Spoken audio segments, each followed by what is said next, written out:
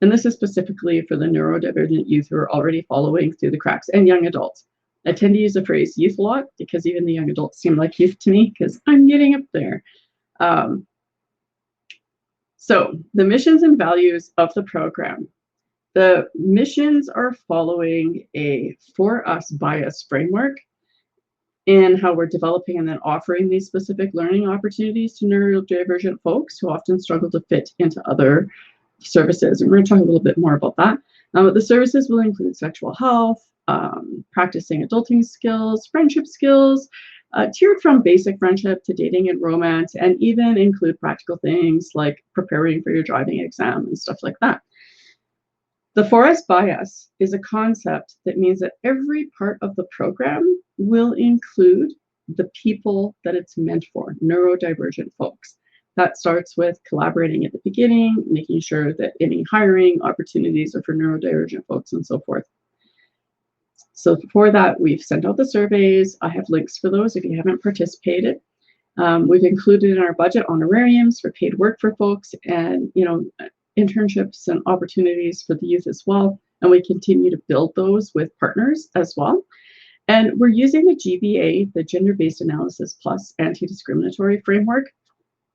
If you're unfamiliar with it, give that a Google, GBA Plus. It's a free program offered by the Government of Canada, by the Women and Diversity Inclusion branch of the government, and it's pretty phenomenal.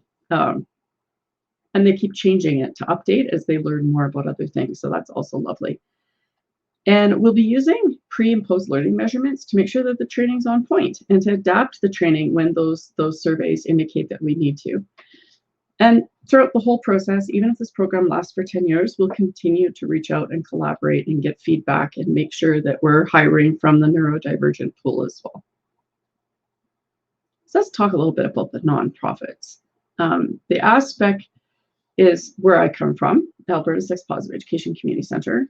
We're a nonprofit, so we can do the grants, we can provide social skills training, relationship skills, sexual health literacy, consent literacy, gender, queer literacy, all that good stuff.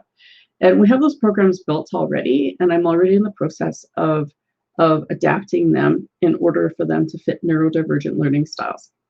We also have a network of nonprofits who can work with us to provide services outside of our purview. For example, like the driving instruction and preparedness for doing your driver's test, right?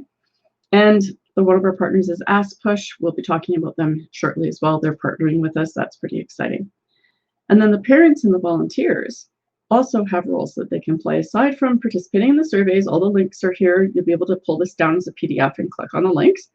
But other than that, they can also write support letters. You can reach out to your MLA and ask him to support the program or her to support the program, and we've provided all the information that you need there. So a little bit about Aspect. They're a nonprofit. They've been around since 2015, and their main mandate is to increase healthy relationships and consent culture and the acceptance of people who are marginalized due to their gender and sexuality.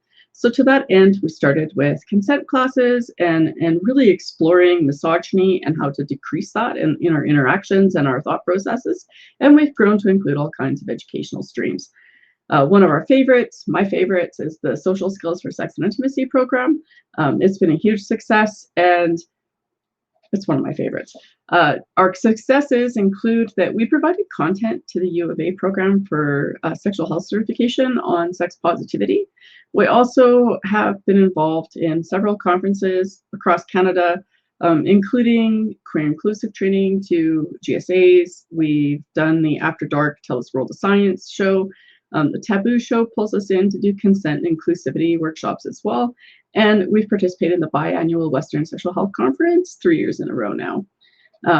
We've also developed and implemented a social justice inclusion program that's being used by several corporations to support inclusivity in the workplace. You can check out our website there.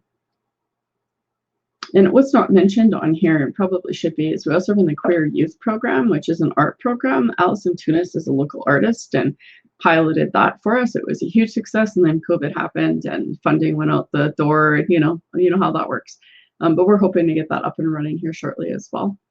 So the Alberta Society for Promotion of Sexual Health, AskPush, they're a charitable organization. They've been around for a long time, and they focus on increasing sexual health literacy. And they do this quite often by targeting professionals. So many psychologists, counselors, teachers, doctors, lawyers, that kind of thing, come out to these workshops that AskBush offers. And they take part in learning things in order to challenge their idea of sexuality, what sexual norms are, how to support people with disabilities, like all of that good stuff. They're based in Calgary and they have a huge volunteer pool as well. All of their programs already available online. And they're going to be very valuable as we go to roll this stuff out online. And their board, several of their board members specialize in working with people who are differently abled, including neurodivergent folks. They're super excited about seeing this roll out. And hopefully we'll be able to expand this to fill the gaps in other areas across different abilities as well. So these are just some of the successes that they've had. Please check out their website. They're pretty amazing. For us, by us. I'm really passionate that all programs that are intended to support a demographic should include that demographic at every step. And our first step was consultation. So we sought and we listened to your lived experiences, both as caregivers, parents, and as neurodivergent youth and young adults. And we took all that information in order to build this presentation and to create the framework that we're going to offer these workshops through. And the idea is we don't just want to assume that we know what everybody needs. I'm neurodivergent myself, and I'm aware that if you've met one person on the spectrum, you've met one person on the spectrum. There are a lot of things that make us a community, but there are also a lot of unique differences and learning styles and life experiences and cultures and all of that good stuff.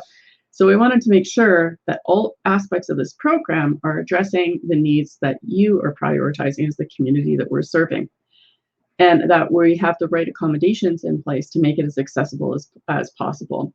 This is not another one of those built by neurotypical programs that are intended to bully our youth and young adults into conforming with neurotypical society. This is an empowering framework. It's the framework I personally have used in my life, and I've supported my youth with as they've grown up in order to be able to make their own decisions about how to advocate for themselves, what skills they actually want to learn, what things will have meaning for them and still allow them to be as authentic as possible.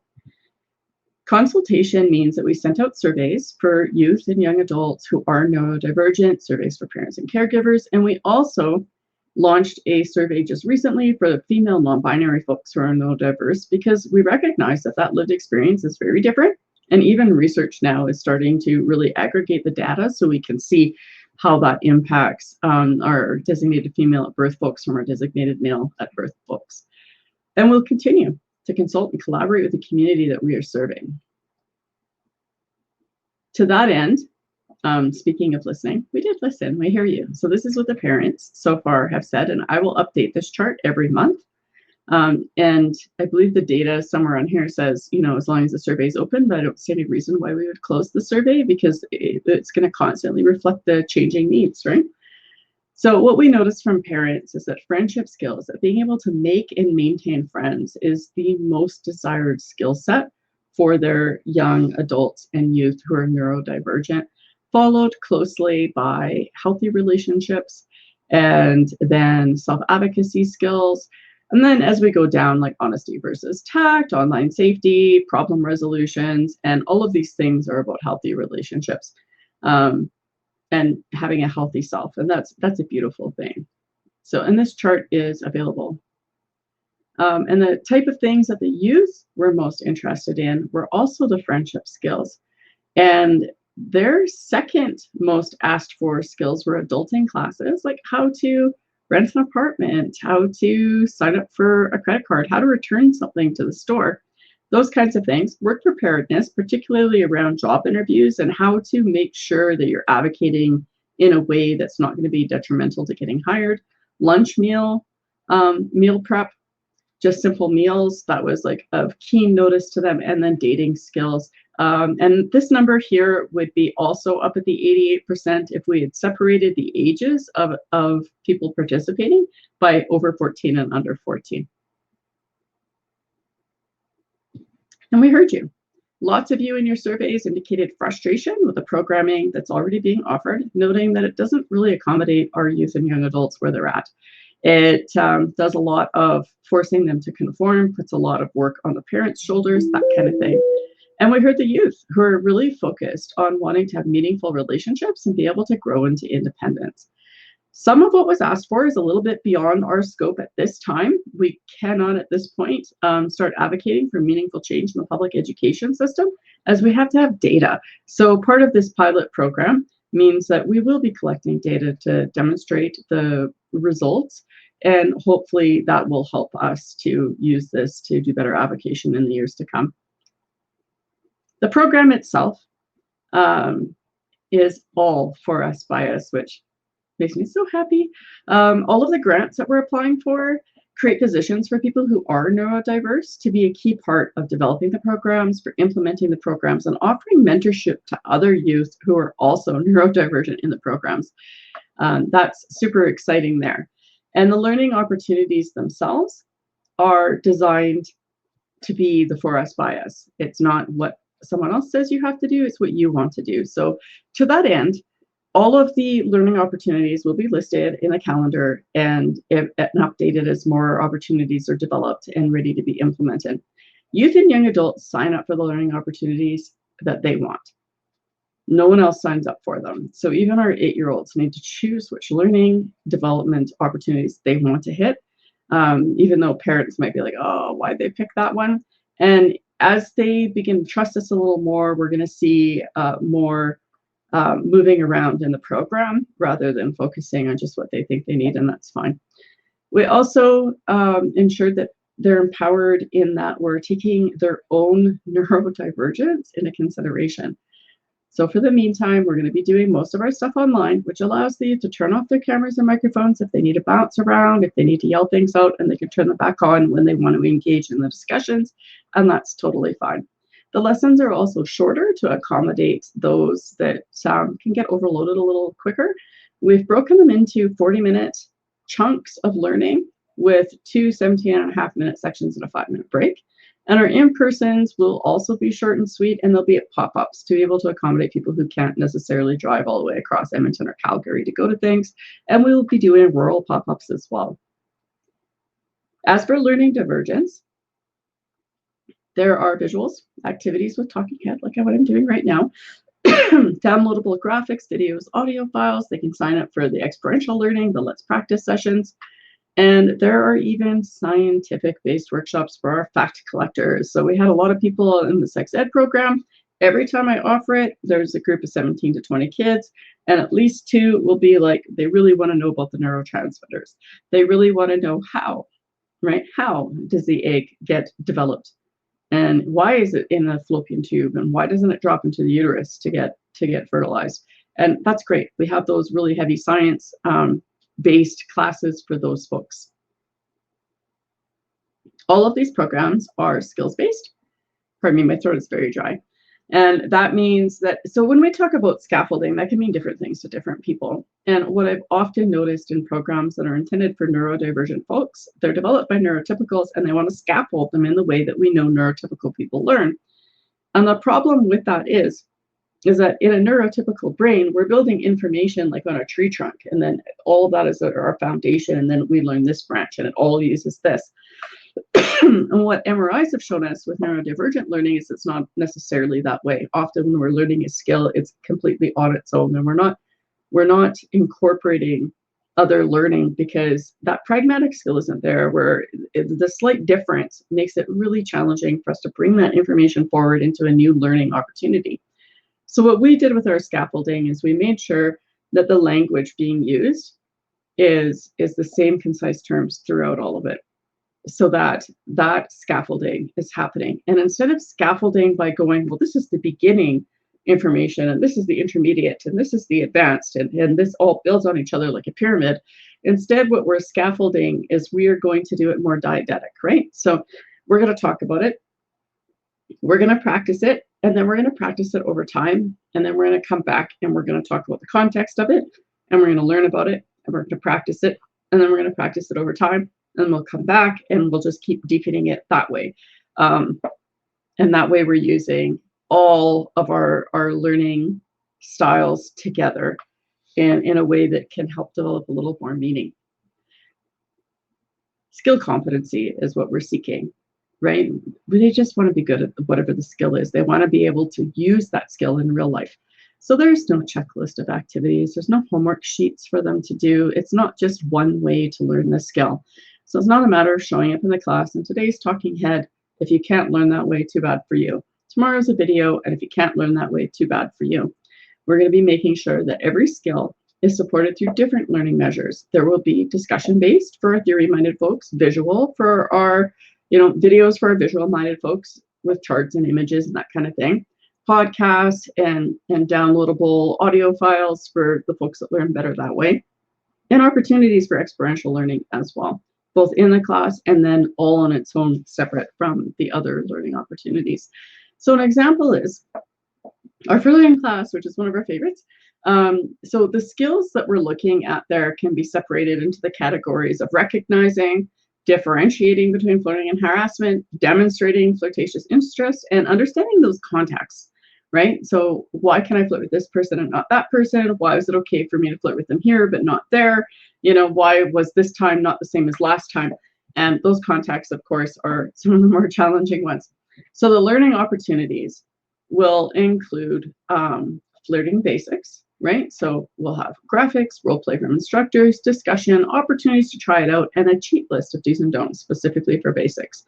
And then there's the flirting practice circle, where they take that information and they practice it. So the instructors role play in front of them. We get feedback from the students as to whether or not that's flirting or harassment, or whether or not that was appropriate flirting or inappropriate flirting in the context that we presented it in. And then they get to practice those skills as well. And we make sure that they have a well-rounded selection of people to practice with. So somebody who's masculine, someone who's feminine, and someone who's non-binary. There's also a flirting resource pack, and that has videos, audio files, graphics, PowerPoints, podcasts, practice circle calendar dates, information from professional practice partners, love coaches that you can hire as well, and even information for friends that are neurotypical that want to practice with you on exactly how to be supportive, in case there is someone, right? There's also a measurement. So there's a pre-class skill assessment. It's 4 questions, really hard. And then the post-class skill assessment, also 4 questions. And these are mostly based on self-perception of the skill, not a checklist of, do you have the skill? Let's measure the skill. We're not doing psych ed assessments. What we want to do is measure empowerment. And then we do a follow-up. So after 3 months, there's a reminder that a new class is coming up if you want to practice. And those skills are going to repeat every 3 to 6 months. Please forgive all these spelling errors in my PowerPoint. I'm dyslexic, and my partner didn't have time to go through with a fine point because we've been writing grants. So we'll fix those as we go along. So there's 4 streams to best support our learners in an environment that's going to work best for them. And those streams are our 40-minute learning ops, and that's any age. So if we have flirting basics, any age can come to that class, okay? 20 minutes, 5-minute break, 20 minutes. It'll have a little bit of visual, a little bit of audio, a little bit of role play, lots of resources, and away we go. There's the discussion circles, and I know I have an age on here, but it's not under 14 can't go and over 14 can. It's more about, are they able to engage in these longer theoretical discussions and contextual discussions about the topic without interrupting? Because if we're talking about flirting, we don't need someone to all of a sudden be talking about, the cartoon that they watched or whatnot, unless it applies to the flirting. So there is a workshop just on helping them develop those skills so that they can understand the rules of participating in the discussion circle better. And that's for our folks that need that longer time to parse out what they're learning. There's the experiential learning ops, which is our role play groups, our practice groups. Sometimes there's games in those groups, like it's not always role play. And our role play isn't, like if you ever did any of the Michelle Garcia winner stuff, it's not the same. Like we're really, yeah, you have to come and see, but it's a lot of fun. And those experiential learning opportunities, we will assign people to groups.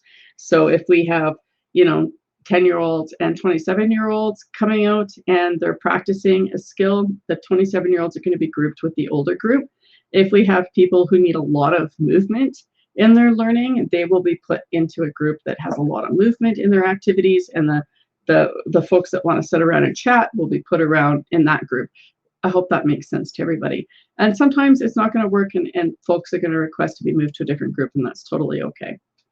Our fourth stream is the parent and family learning opportunities, and none of these are mandatory. Okay, that's all this voluntary stuff, but some of the courses will be open to parents and caregivers, and some will be open to like siblings and best friends as well. Okay, so it will say on each of them who it's open to. There will also be learning opportunities that are only for the parents and caregivers. And a lot of that is like harm reduction stuff that, like, for example, we've got somebody willing to come in and offer a mental health first aid class just for parents of neurodivergent folks, because we do know that for neurodivergent youth and young adults, depression and isolation are really common, and they are at high risk for self-harm because of that, and addiction and other things like that. So like knowing how to recognize that and how to support them is super important. So an example of how we will develop a skill. So when we look at skill sets, so these are skill sets, okay? Friendship is a skill set, and that overlaps with conversation skills, which overlaps with group social skills, which overlaps with dating skills, and they all like would create a beautiful Venn diagram. And so that means that when we're teaching friendship skills, if they've been in any of the other groups, they're going to hear similar language, they're going to hear similar concepts.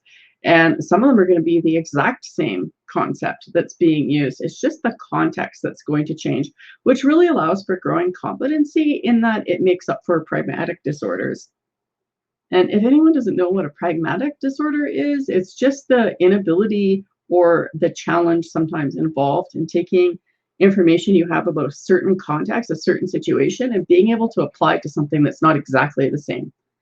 Right. And I can talk about that for hours because this was like a serious challenge I had with one of my children that some really terrible things had to happen before we were able to get supports, because they just didn't understand how he could sit in class so well, but not be able to take this information in ways that would allow him to remain safe. Right. And he put himself at risk a couple of times.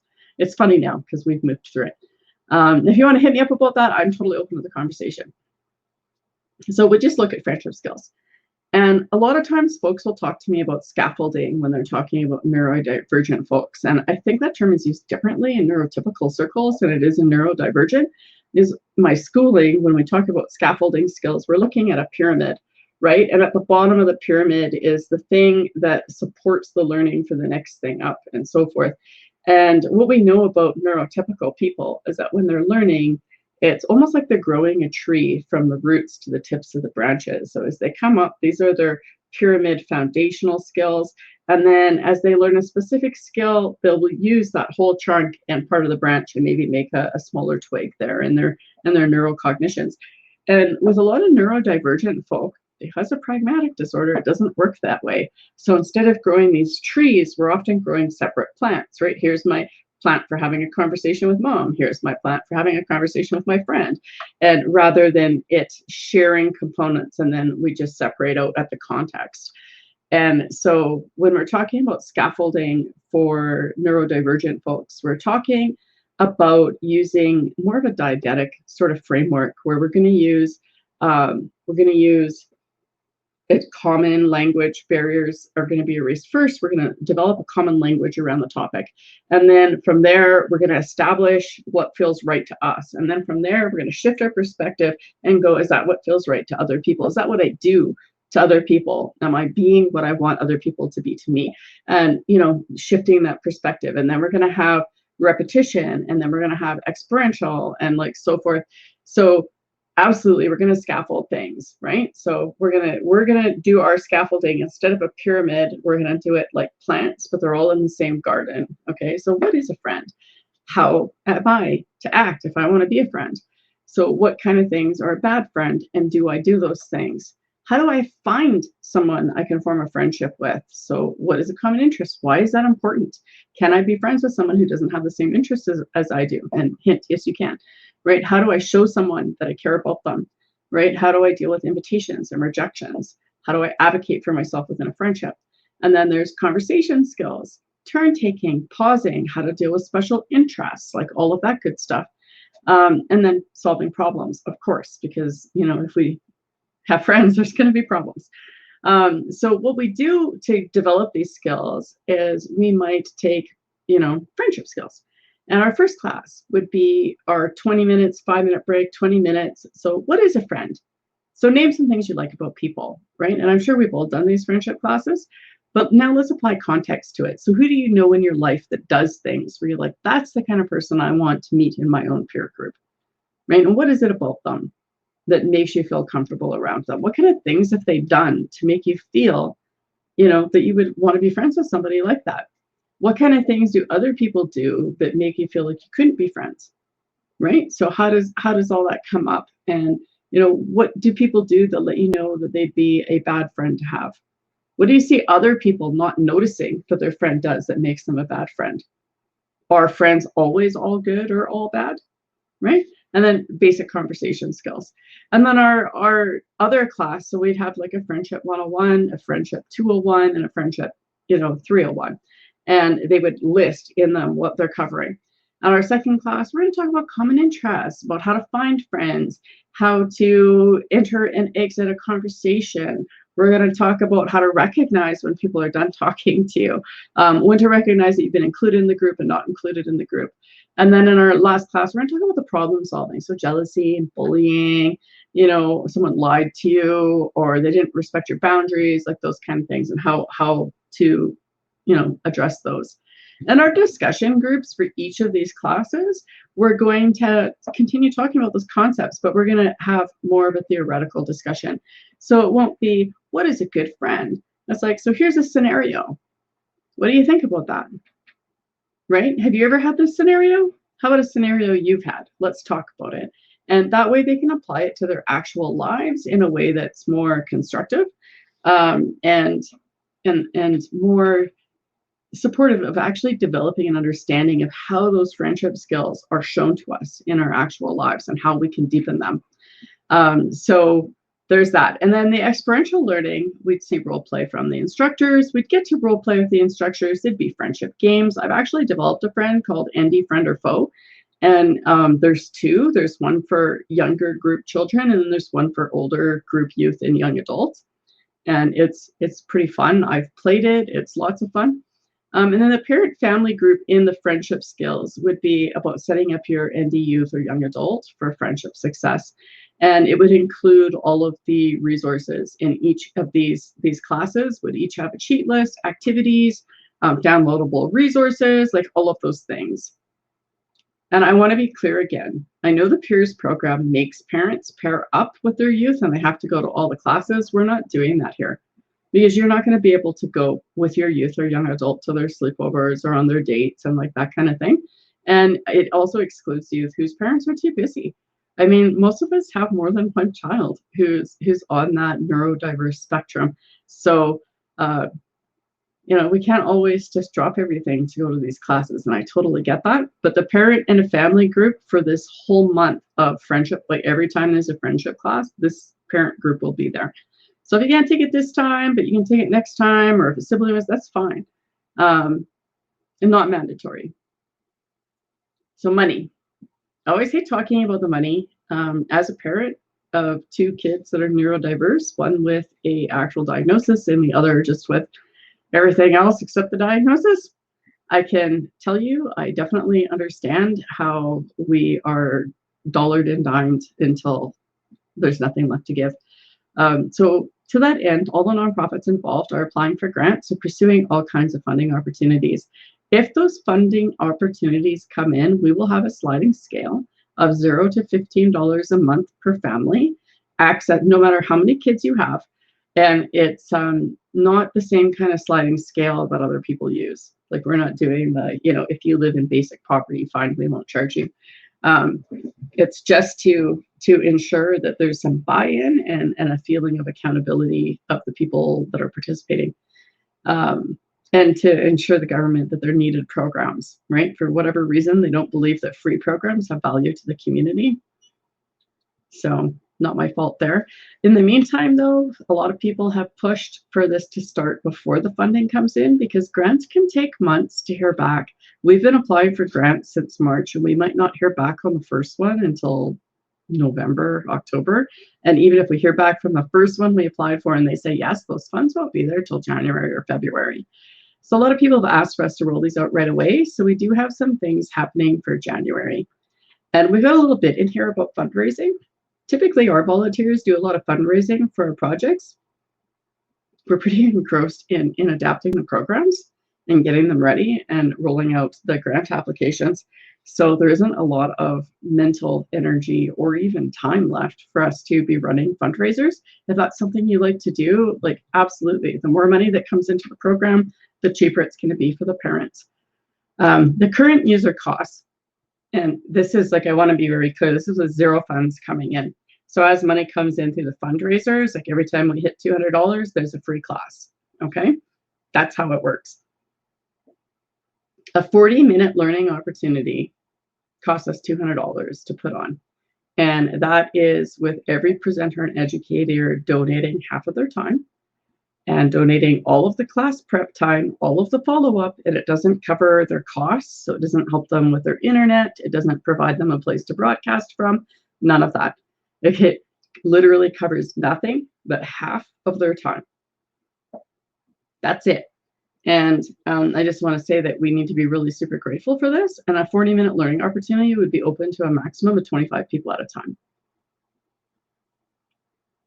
So again, this is no funds to help with technology. So if a child signs up and they don't have the ability to attend the online workshop, we can't help with that. There needs to be more funds for that. And that's just like Alberta cut all their funding to nonprofits like ours, and I can't change that. So we've been applying for federal and private funders. The actual program itself costs $958,000. That is based on 12 months with 6 online learning opportunities a month, 1 practical learning opportunity a month, and 1 group discussion meetup. This is after the donated labor of the amount of $28,000. Which, by the way, is more than I make in a year. So somebody has donated my entire year to this program. This amount covers the wages for the development of the program and collecting and analyzing the data, and the wages for educators, the cost of accessibility additions, and the in-person pop-up event costs. It's a really robust program. It includes adult social skills, sexual health awareness and risk reduction, practical skills for us, by us, platforms, youth employment opportunities, and 4 nonprofits that will be collaborating and sharing resources. It's a beautiful program. And if it's funded, it'll be funded for the first 3 years with the first grant, and then we'll have 3 years to find more funding. So you can get involved to make this happen. So there's lots of ways that you can get involved. We've got volunteer forms linked up throughout stuff and whatever, but this is about our committees. We have 4 committees at the moment. We're open to the idea of having more. Committees are run by volunteers. And what it does is it allows the board members and the unpaid staff like me, who are doing, like already doing 60 hours of work every week on this project, it allows for y'all to compile the information you have by category and hand it to the nonprofits in one chunk so that they can actually build a response to it that's reflective of what's being said, and instead of constantly being barraged by emails and text messages and tweets and Facebook and whatever on this, which is fantastic. We want to hear, but we also want to hear in a way that allows us to respond to it in a meaningful way. So an accessibility committee would report to Dina. She's the team lead. And that is all about brainstorming ways to make this more accessible for neurodiverse youth and young adults. And, you know, all those ideas are presented every month by Dina to the boards.